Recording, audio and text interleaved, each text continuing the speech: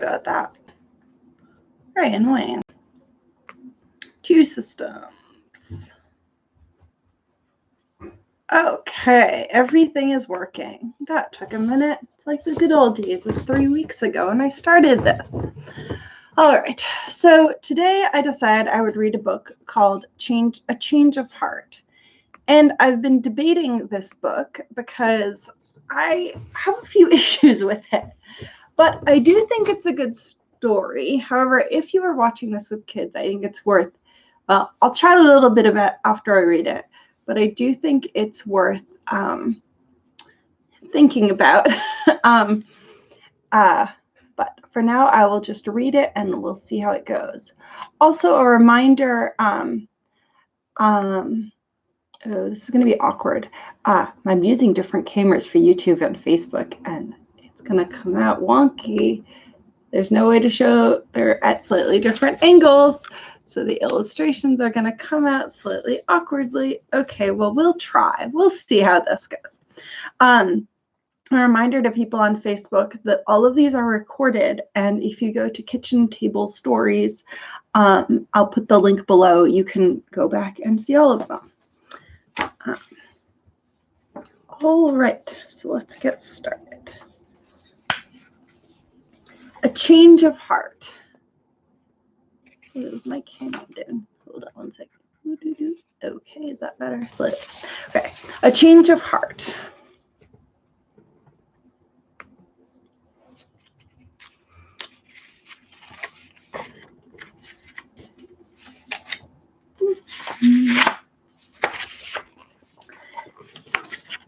So it does have a dedication which was worth reading, which says, for Lanier's children, Terry Phillips, Vonzia Phillips, Norton Phillips, Claudia Pope, Valerie Miller, and Luanne Almeida, and to my grandparents with much love.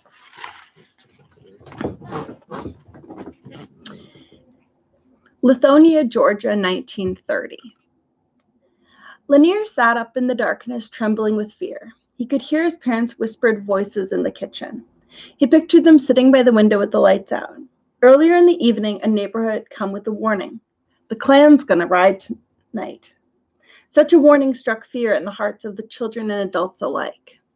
Lanier pulled his knees to his chest. Nothing terrified him more than the Ku Klux Klan in their white robes. Their hooded, their hooded eyes glared through the holes in the pillowcases they wore over their faces. He had seen the Klan drag men from their homes and beat them. Sorry, that's the cat. Beat them in front of their family. They burned down houses, barns, and schools. Please, he prayed silently, don't let them stop here tonight.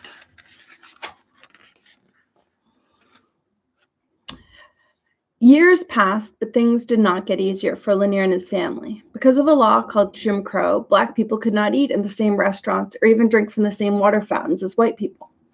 Black children could not attend school with white children. On top of that, the Klan continued to terrorize Black families. Why did they hate us?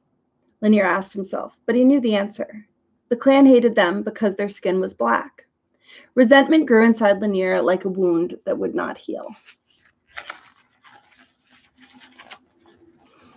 In 1941, the year Lanier turned 18, the United States joined the Second World War. Seeing a chance to escape racism in Georgia, he joined the Navy. However, attitudes did not get any better. Aboard Lanier's ship, the USS Truxtun, Black sailors had separate sleeping quarters from white sailors. Lanier and his fellow Black sailors were expected to serve as mess attendants, laundering clothes, shining shoes, washing dishes.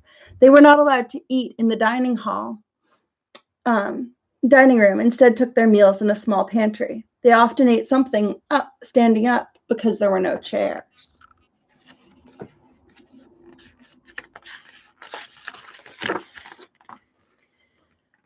One cold February night while sailing to Newfoundland, Truxtun ran into a storm. The ship tossed and pitched, and it steamed through the choppy seas.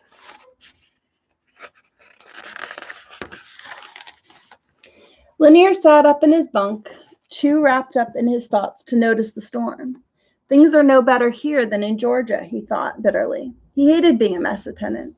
He hated having to wear ridiculous bow ties Hello, cat. He was tired of washing dishes and polishing silver. His dream was to become a sonar electrician. He imagined himself searching for enemy submarines, rescuing lost ships, but Lanier knew a black sailor would never be accepted for that job. Lanier punched his pillow, his mood as dark as the storm that raged outside the ship. As he drifted off to sleep, he recalled his grandmother's word, "Heat will destroy you." But the seeds had long been planted. Without warning, Lanier was jolted awake by the grinding of steel against the rock. The impact hurled him from his bunk into the floor. "What's going on?" he shouted, scrambling into the darkness for his shoes. Panicked sailors rushed to the Tuxton's deck, a fierce wind driving sleet into their faces. "Where are we?" Lanier wondered as a searchlight swept over the bleak landscape. Steep, jagged cliffs rose hundreds of feet above him. Everything was covered in snow and ice. So for those just joining, I want to say this is not a perfect book. So when I'm done, I'm going to talk a little bit about it. But I do think it's a good story. So we're going to walk the line a little bit on that. There was little the crew could do until daylight. Lanier listened to the shriek of the wind, the ocean thundering against the cliffs. By morning, it was clear the Truxton was sinking. Powerful waves smashed against the side, and the ship was filling up with water. "We're going to die," Lanier thought, and fighting back a flood of terror. A boat finally reached the shore, and a lifeline was tied to a rock. However, few lifeboats made it. Many sailors were dumped into the icy Atlantic and swept away into the heaving seas. As Lanier waited for his turn, another black sailor came to stand beside him. "I'm not going ashore," he said. "Who knows what kind of people live here? Who knows what they'll do to us?" Lanier looked around, taking the waves that rolled over the ship's bow. "The ship's going down, Calvin," he said. "We don't have a choice."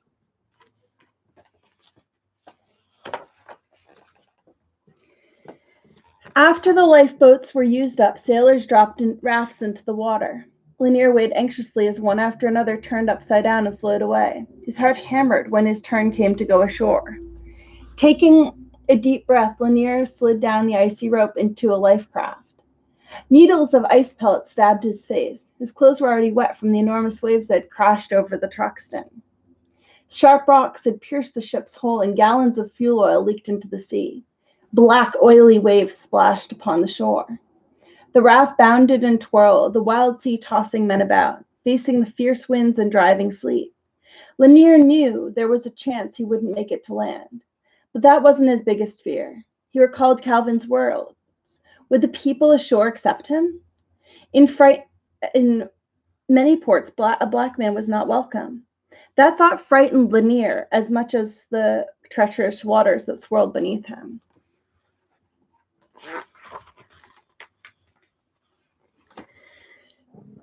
The raft capsized a few feet from the shore. Lanier crawled out, soaked to the skin and covered in oil from the leaking ship. By this time, help had arrived. Smoky fires lined the narrow, crowded beach. Men waded up to their hips in icy water, pulling swimmers to safety. Some of them were as wet and oil-soaked as those they were rescuing. Collapsing onto the rocky shore, Lanier closed his eyes. Never had he felt so tired. He heard someone say, "Abe, don't let that man fall asleep." Lanier felt a hand on his arm. "My son, you'll die for sure if you fall asleep here." A man pulled Lanier into his feet. "He needs to get walking," he said.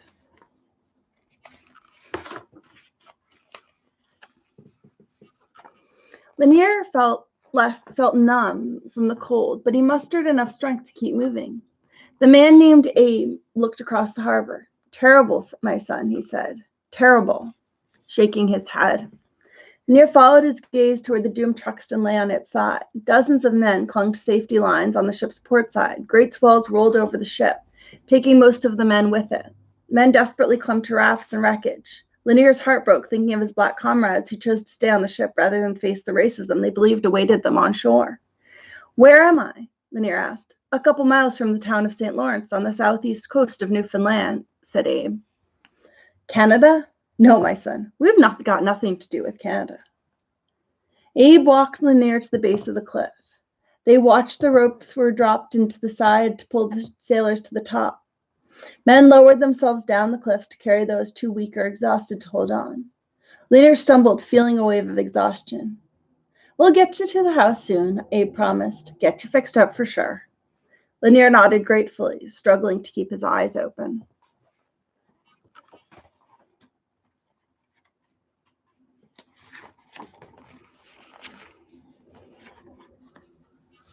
Lanier opened his eyes and looked around him at the dimly lit room. He was lying on a table covered with a sheet and couldn't stop shivering. Where am I? He wondered. He was aware of voices, women's voices, soft and soothing. The smell of oil was so strong he almost gagged. Men around him were coughing and retching. Bits of memory drifted in and out of Lanier's mind. Going up a steep cliff, wrapped in a blanket on a horse-drawn sleigh, being carried into a building. Were the memories real, or had he dreamed them?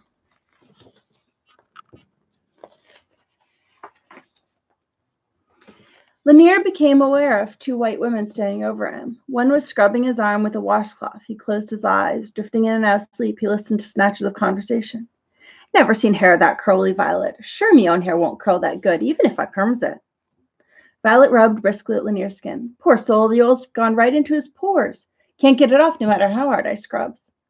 Lanier felt a stab of fear. These women had never seen a black man before. How would they react when they learned the truth? Would he be turned out into the ice and snow? In Georgia, a black man would be run out of town for talking with a white woman. He could hear his grandmother's voice in his head. Never bother a white woman. Always remember a white woman best have the sidewalk to herself. It won't come off, ma'am, Lanier said shyly. It's the color of my skin.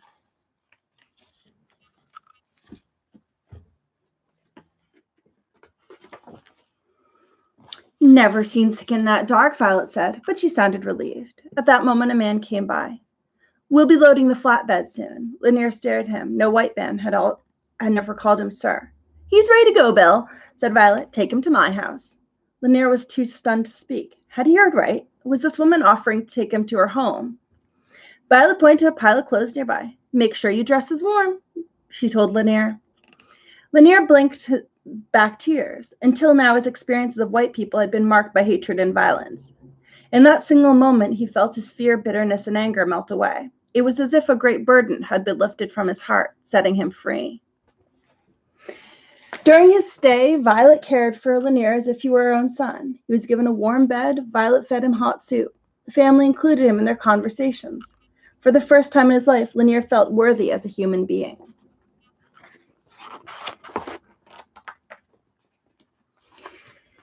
Lanier's health recovered, but most importantly, he no longer carried bitterness and resentment. He knew his life had been changed forever. With a light heart, he walked to the truck that would drive him to the dock. A naval ship was staying to take him home. Looks like the worst of the storm has passed, the driver said as Lanier climbed aboard. Lanier gazed at the sky. The clouds were still dark, but the sun was trying to break through. Yes, he agreed. Everything's going to be okay. The truck lurched forward and started down a long, bumpy road.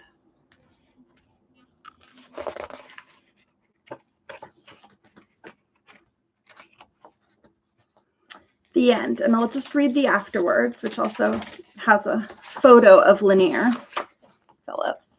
You see him. There he is being visited Newfoundland. In 1957, Lanier Phillips became the first African American to graduate from the Navy's sonar school. Throughout his career, he won many awards, including the prestigious Lone Sailor Award. The award is presented to sea service veterans who have distinguished themselves by drawing on their experience to become successful in their later careers and lives.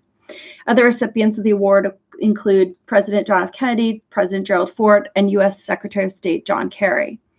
Lanier also became active in the civil rights movement. In March 1965, he joined Martin Luther King in his famous march from Selma to Montgomery, Alabama, to support civil rights for African Americans. Lanier credits the people of St. Lawrence, Newfoundland for his achievements. They gave me the courage to fight for what was important, he said. He often called his experience in Newfoundland a lesson in humanity and love for mankind.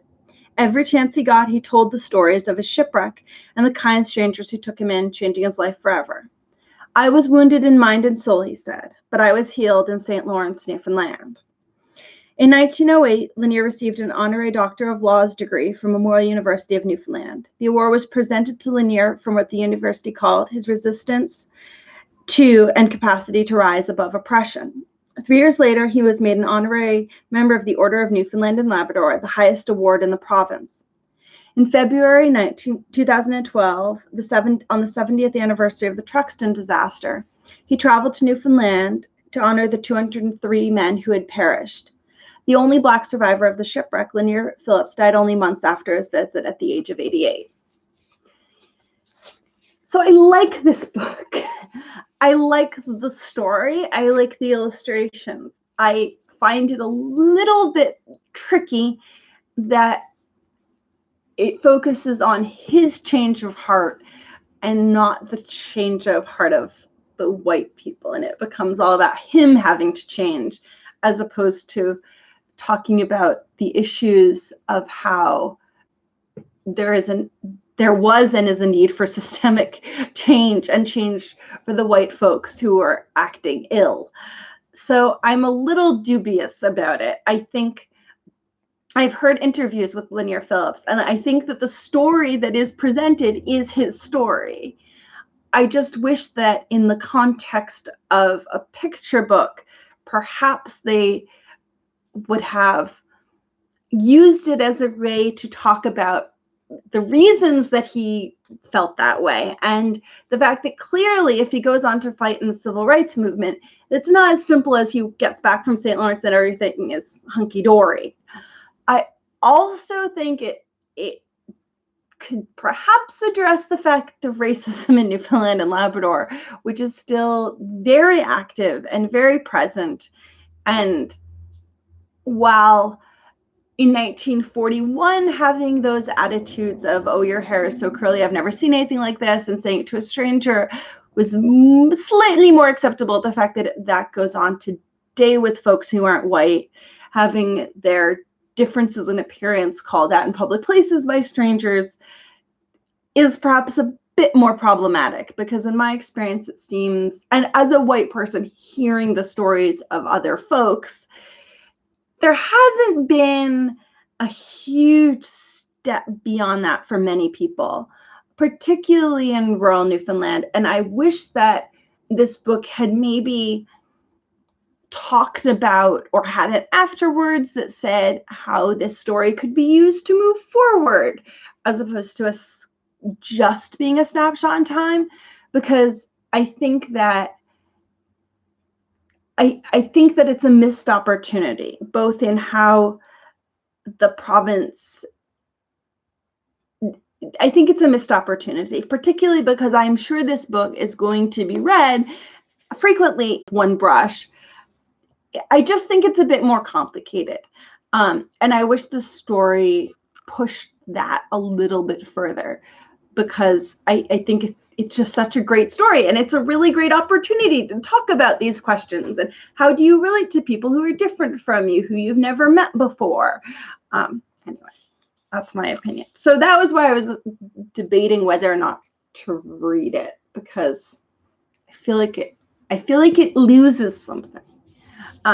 But you should definitely look up Lanier Phillips. The first time I ever heard about him was actually on the radio show in the States, This American Life. And he was interviewed, and I cannot for the life of me remember when or where, but there definitely is a story about him that goes back.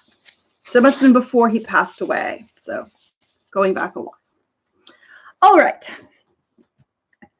Switching coasts. Our chapter book is The Islander. So if you're just joining me for this, The Islander is about a little boy, medium-sized boy named Daniel, who has met a mermaid, and she has given him the gift of a key that vibrates, and it seems to vibrate when wounded creatures are nearby. And there's been he lives on an island off the coast of British Columbia, and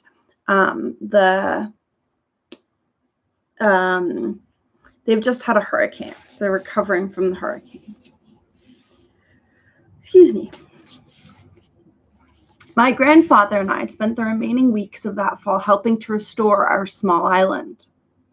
We helped patch roofs and boats. We carried rocks and logs and buckets of clay. And in this, another surprising thing occurred. I became an islander. I learned the names of many families who lived in the small houses of Coquille. young husbands and wives, grandparents, babies, and children. Many learned my name and came to know me well enough to tease me affectionately or pat me on the shoulder or rub their knuckles softly on my head. I still found no one my age whom I could call a real friend, but I found a community. And I discovered another thing. I had a gift with birds. The 2 pelicans I brought home after the storm were not the last birds my father and I nursed back to health. Every several days or so, I would be out somewhere on the island, and suddenly I would feel the mermaid's key begin to vibrate against my chest. I would stop and listen, and sure enough, I would find an injured bird hiding in the grasses or shivering in a bush. Soon it became apparent to my grandfather that we were going to run out of closet space if I continued coming home with plovers and seagulls wrapped in my jacket. So we built an aviary out of lumber and chicken wire, and we made nests and cages from lobster traps and netting, and we found ourselves with a small bird sanctuary. And very soon I learned that I could calm a distressed gull with my voice, could touch a puffin and convince it to trust me, and splint and bandage and clean any sort of winged creature I found, and do it well. Always it was the mermaid's key which would lead me to the creatures that needed my help. The key vibrated no other time than when it alerted me to an injured bird, and I began to think this was the key's only purpose. I was wrong. In the early winter, the wind turned cold and the rains began, and the islanders moved indoors to their heavy sweaters and warm fires. I saw less and less of our neighbors as grandfather and I spent more time at home, reading or warming a sick bird by the stove. One evening, during an especially hard rain, there came a long, loud banging on our door. I put down my book, alarmed, followed grandfather to see who was there. It was David Mills, who lived perhaps 10 miles from us. The Buchanans have lost their little girl, he said, gasping, the rain dripping off the hood of his jacket and onto his face. She wandered off, and it's been 4 hours and no sign of her. They need people to help with the search. Grandfather rushed to get our coats and boots and lanterns, and within minutes we were at the door and in the cab of Mr. Mills' truck. Grandfather and I did not know the Buchanans well, for they lived at the farther tip of the island, and we could not remember their child. But she was, we learned, only 5 years old. She had been on the porch after supper, watching the rain, and in the time it took her mother to go inside and pull a cake from the oven, the child was gone. Now it was nearing 10 o'clock. The temperature was dropping, the rain was turning to sleet, and the forests were completely dark. A panic moved across the island. Everyone headed out with flashlights, lanterns, and dogs. How far could a little child wander in 4 hours? And in what direction? Towards the sea and its cliffs, or deep into the woods that extended for miles? When we arrived at the Buchanan house, we could see small reflections of lanterns moving in the surrounding trees. Mrs. Buchanan stood on her porch, her hand across her mouth, her face tight and anxious. Grandfather and I jumped out of the truck. Should we split up? I asked him. He thought a moment. No, let's stay together. We don't need 2 lost children tonight. He looked towards an area of the woods that was not yet lit with searchers. We'll head there, he said. We began walking. It was slow going, for there was no moon that evening to help light the way, and the firs stood thick in our path. The big storm at summer's end had left fallen trees and branches everywhere, and picking our way around these was difficult. Unless the child called out and was heard, it seemed impossible that anyone would find her, at least not until daylight, and the night was getting colder. I don't know how long grandfather and I had been searching, perhaps an hour or more, when suddenly something familiar occurred. The key I wore began to vibrate. I put my hand to my chest. Grandfather, I said, she's near here. Grandfather raised the lantern to my face. How do you know? He asked. I just know. I said I had never told him about the key. I decided never to tell anyone. She's here, I repeated. I turned and made my way a few steps to the left. The vibration grew weaker. I turned in the opposite direction. As I walked, the key's movement grew stronger. She's here, I said. I'm sure of it. I stepped carefully over logs and branches, around thick undergrowth, and through heavy ferns. Grandfather followed me. Now the key vibrated so strongly I could feel it echo through my chest. I stopped and carefully swung my lantern in a slow circle. And there, beneath some bushes at the base of the rotting pine, was the girl. Her eyes were closed. Oh, my heaven, I heard my grandfather say. I held both lanterns as he lifted her up in his arms. The child's lips were blue. Hypothermia, said Grandfather. We have to get her back quickly. He removed his coat and wrapped it around her. Grandfather, you'll be sick, I said. I'll be fine, he answered. Hurry. And we did. We got the child home where the local nurse was waiting, and as Grandfather and I stood at the end of the bed, we watched as she tended the girl. Mr. and Mrs. Buchanan were on either side, tears on their faces. After a short while, the little girl regained consciousness. Slowly opening her eyes, she looked at her mother's face, then her father's face, and she smiled. Finally, she looked at me at the end of the bed. And as I stared back at those large, wondering eyes, I believe I knew, even then, that one day this girl was going to mean something to me. I think I'll leave it there, since it's at the end of part 2. We'll pick up tomorrow another book and the part 3 of The Islander, which is called The Photograph. Have a good afternoon.